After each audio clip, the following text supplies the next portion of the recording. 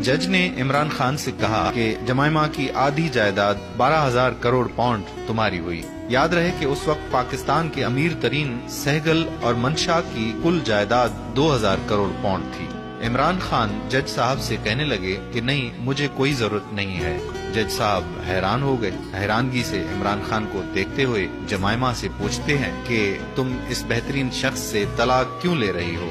Jemima Khan نے کہا کہ عمران خان اگر لندن میں میرے ساتھ رہے تو مجھے طلاق نہیں چاہیے۔ جج صاحب نے پھر عمران خان سے سوال کیا کہ تم لندن کیوں نہیں رہتے؟ عمران خان نے جواب دیا کہ میں اپنے پیارے وطن پاکستان کے لیے کچھ کرنا چاہتا ہوں، کیونکہ وہاں غربت، جہالت اور ناانصافی بہت ہے۔ جج نے جمائمہ خان سے کہا کہ تم پاکستان کیوں نہیں رہتی؟